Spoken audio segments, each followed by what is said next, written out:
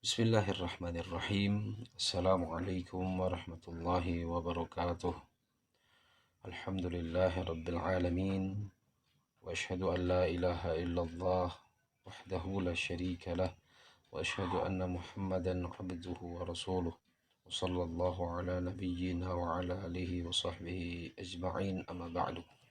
Melanjutkan bacaan kita terhadap ringkasan Tadhkiratus Sami'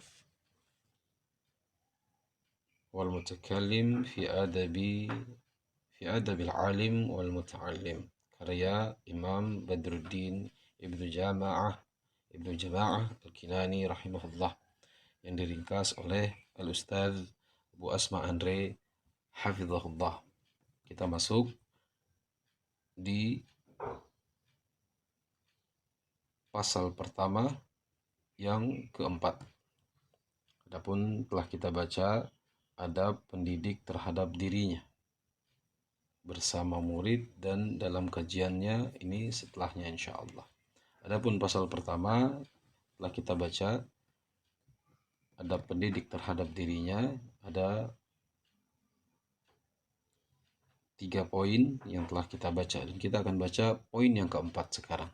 Kata beliau, keempat, memuliakan ilmu dengan tidak menjadikannya sebagai sarana untuk menggapai dunia, seperti kedudukan, harta, maupun ketenaran. Memuliakan ilmu dan tidak menjadikannya sebagai sarana untuk menggapai dunia, seperti kedudukan, harta, maupun ketenaran. Dan begitulah adab seorang pendidik, adab seorang alim, yang sebagaimana hadis yang pernah kita baca, kata Nabi sallallahu alaihi wasallam, wa innal ulama'a warathatul anbiya. Para ulama adalah pewaris para nabi. Wa innal anbiya'a lam yuwarrithu dinara. Dan para nabi tidak mewariskan dinar wala dirhama, dan tidak juga mewariskan dirham. Warathul ilmah, dan para nabi mewariskan ilmu. Para ulama pun seperti itu, mereka mewariskan ilmu. Faman akhadhahu akhadha bihadzin wafir. Maka siapa saja yang mengambilnya, maka ia telah mengambil bagian yang melimpah. Dan Allah juga subhanahu wa ta'ala berfirman tentang ancaman bagi orang-orang yang menginginkan dunia dari amalnya. Allah Ta'ala berfirman, وَمَنْ كَانَ يُرِيدُ حَرَثَ الدُّنْيَا نُؤْتِهِ مِنْهَا وَمَا لَهُ فِي الْآخِرَةِ مِنْ نَصِيبٍ. Siapa saja yang menghendaki keuntungan di dunia, kami berikan kepadanya sebagian darinya. Maksudnya keuntungan dunia. Namun dia tidak akan mendapat bagian di akhirat. Surat Asy-Syura ayat ke-20. Dan Allah juga berfirman, "Man kana yuridul ajilah ajjalna lahu fiha ma nasha'u liman nurid." Siapa saja yang menghendaki kehidupan ajilah, yang sekarang ini, kehidupan dunia, maka kami segerakan baginya di dunia ini apa yang kami kehendaki bagi orang yang kami kehendaki. Surat Al-Isra ayat ke-18. Banyak ancaman terhadap orang-orang yang beramal untuk dunia ini. Dia akan mendapatkan mungkin sebagian dari apa yang ia inginkan di dunia ini, namun di akhirat tidak mendapatkan apa-apa. Inilah ancaman terhadap orang-orang yang ingin menggapai dunia, kata beliau, seperti kedudukan, harta, maupun ketenaran. Adapun untuk memuliakan ilmu, beberapa ulama banyak menulis tentang hal ini. Di antaranya kitab yang ditulis oleh Syekh Saleh bin Abdullah Ibn Hamad Al-Utsaimin hafizahullah, dalam kitab beliau Khulasah Ta'zim al-Ilmi. Situ beliau menjelaskan 20 bentuk dalam memuliakan ilmu. Dan di antaranya adalah mensucikan tempat ilmu, tathhiru wi'a'il ilmi, membersihkan tempat ilmu. Bentuk memuliakan ilmu yaitu membersihkan tempat ilmu, yaitu tempat ilmu di sini maksudnya hati. Membersihkan hati tersebut, membersihkan tempat ilmu tersebut dari syubhat dan syahwat. Membersihkannya dari syubhat dan syahwat. Karena ilmu, ya kata beliau, fal ilmu jauharun latifun la yasluhu illa liqalbin nadhif. Maka ilmu itu adalah permata yang lembut, yang indah. Tidak akan menempatinya kecuali hati yang bersih. Ilmu ini, ilmu Allah, Al-Quran dan Sunnah ini bersih, murni, suci, maka tidak akan menempati kecuali tempat yang suci juga. Adapun yang kedua, kata beliau, khulasah ikhlasun niyah fihi, yaitu mengikhlaskan niat. Di antara bentuk memuliakan ilmu yaitu dengan mengikhlaskan niat. Karena ya, wa innama yanalul mar'u al-ilma ala qadri ikhlasihi. Dikarenakan hanya saja ya seseorang itu mendapatkan ilmu sesuai dengan kadar keikhlasannya. Dan 18 poin lagi dalam kitab ini bisa dirujuk dalam kitab Khulasah Ta'zimil Ilmi. Itu yang keempat, memuliakan ilmu dan menjauhi hal-hal yang bisa merusaknya. Jauhi hal-hal yang bisa merusaknya, yaitu menggapai dunia. Yang kelima kata beliau, menghindari pekerjaan-pekerjaan yang rendah, yang dengan sebab itu bisa mendatangkan tuduhan kepada dirinya. Menghindari pekerjaan-pekerjaan yang rendah. Dan ini bentuk menjaga muru'ah. Kehormatan diri. Ya. Muru'ah, sebagaimana perkataan Ibnu Taimiyah, al-isti'malu ma yujammiluhu wa yazinuhu wa tajannubu ma yudannisuhu wa yashinahu wa yashnahu. Al-muru'ah adalah berhias terhadap apa yang bisa memperindah dan mempercantik akhlak-akhlaknya, dan menjauhi apa yang bisa merusaknya. Inilah muru'ah. Atau ia ya menjauhi hal-hal yang makruh atau bahkan haram, menghindari pekerjaan-pekerjaan yang rendah atau makruh bahkan haram. Misalnya ia menjual khamr atau menjual narkoba, wa'iyadzubillah. Dan ini seorang pendidik, seorang pengajar menjaga dirinya dari hal-hal yang merendahkan ilmu dan merendahkan dirinya. Yang keenam, kata beliau, menjaga syiar-syiar Islam. Semisal salat berjamaah di masjid, menyebarkan salam, menegakkan amar ma'ruf nahi munkar, sabar terhadap gangguan dan bersegera di dalam kebaikan. Menjaga syiar-syiar Islam. Allah Ta'ala berfirman, وَمَنْ يُعَظِّمْ شَعَائِرَ اللَّهِ فَإِنَّهَا مِنْ تَقْوَى الْقُلُوبِ.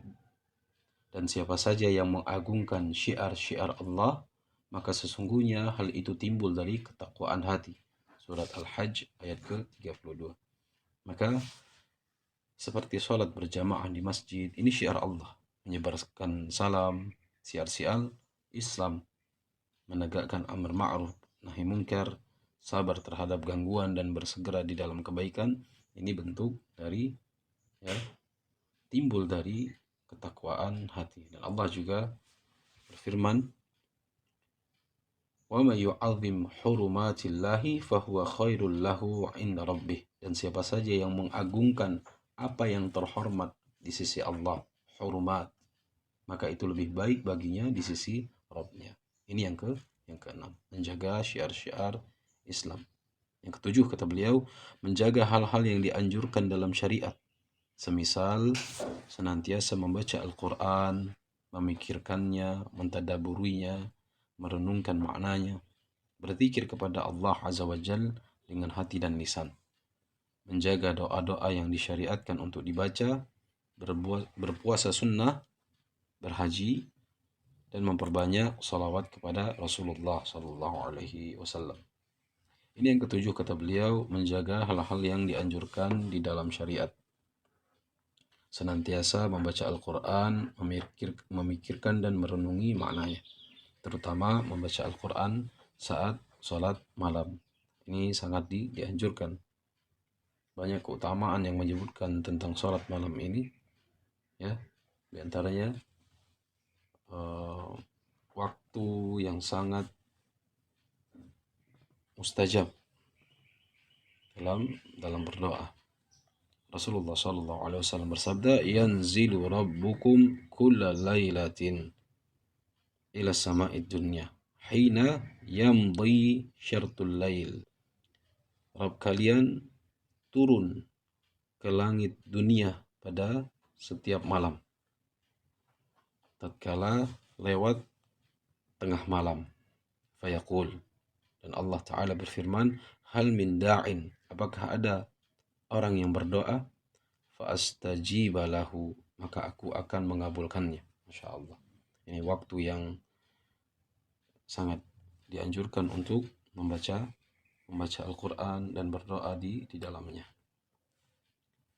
Karena ini sangat banyak hal-hal yang disebutkan oleh para ulama. Di antaranya Imam Nawawi, kata beliau dalam kitab beliau At-Tibyan fi Adabi Hamalatul Quran, kata beliau, sesungguhnya nilai lebih sholat malam dan bacaan Al-Qur'annya adalah karena ia menyatukan hati. Nilai lebih sholat malam dan bacaan Al-Qur'annya itu, sholat malam dan bacaan Al-Qur'an, ia lebih menyatukan hati dan menjauhkannya dari kesibukan-kesibukan lain, dari kelalaian dan memikirkan kebutuhan, lebih menjaga dari riya dan semacamnya yang menjadikan amalan sia-sia. Di samping adanya tuntunan dari syariat karena banyaknya kebaikan pada malam hari. Banyak sekali hal-hal yang sangat bermanfaat tatkala membaca Al-Quran dan sholat malam ini. Itu yang ketujuh. Yang kedelapan, kata beliau, bergaul dengan manusia dengan akhlak yang mulia, wajah yang berseri-seri, menyebarkan salam, memberikan makan kepada yang memerlukan, menahan amarah, tidak mengganggu manusia, dan berusaha mengikuti petunjuk sebaik-baik manusia, yaitu Nabi Muhammad sallallahu alaihi wasallam. Ini yang kedelapan, bergaul dengan manusia dengan akhlak yang mulia. Dan contoh dalam keteladanan yang kita teladani di sini adalah Nabi Muhammad SAW yang Allah Ta'ala berfirman tentangnya, wa innaka la'ala khuluqin azim, dan sesungguhnya engkau wahai Muhammad benar-benar di atas akhlak yang azim, akhlak yang terpuji.